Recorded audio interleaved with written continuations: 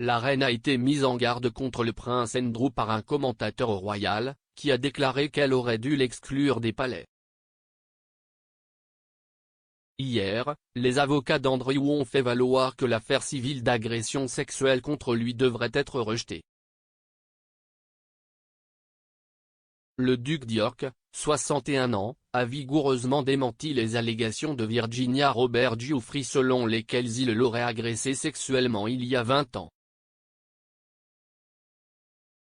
Madame Giuffre poursuit le fils de la reine après avoir affirmé qu'il avait commis des agressions sexuelles et des coups et blessures contre elle alors qu'elle avait 17 ans.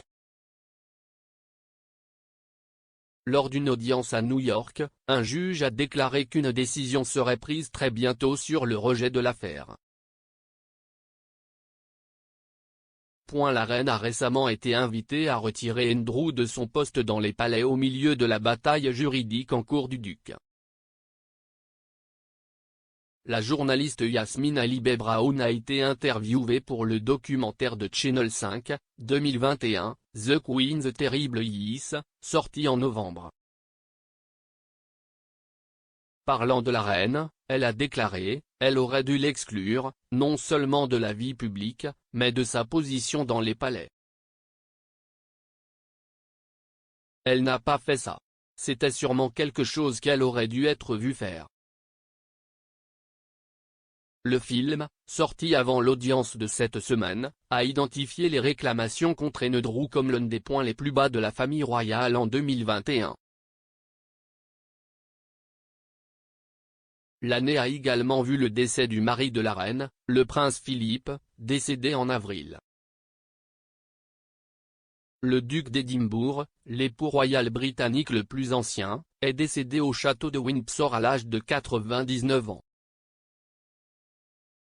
En 2021, la reine a également fait face au départ définitif du prince Harry et de son épouse Meghan Markle de leurs rôles royaux.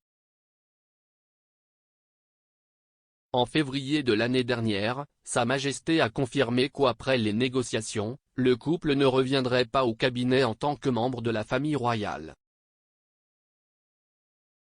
Alors que 2021 a été une année difficile pour la reine, Sa Majesté a été prévenue que l'histoire du prince Andrew n'allait pas. Salut. La rédactrice royale du magazine, Emily Nash, a également été interviewée pour le film Channel 5. Parlant d'Andrew, elle a déclaré, « Il n'a pas encore répondu publiquement cette fois-ci. » Bien qu'il a nié avec véhémence les allégations dans le passé, il est clairement conseillé pour le moment de ne pas s'exprimer. Il reste à voir s'il témoignera, mais cela ne va nulle part rapidement. Mardi, le juge Lewis Kaplan a entendu les arguments des avocats d'Andrew sur les raisons pour lesquelles ils disent que l'affaire devrait être classée et ne pas être jugée. L'un de leurs principaux raisonnements est intervenu après la publication la veille des détails d'un accord entre Madame Giuffre et le défunt délinquant sexuel condamné Jeffrey Epstein. Le financier en disgrâce lui avait payé $500 000, 370 000 livres, dans le cadre d'un règlement de 2009 afin qu'elle mette fin à son action en justice contre lui. L'accord stipule qu'elle accepterait également de ne poursuivre aucun autre défendeur potentiel.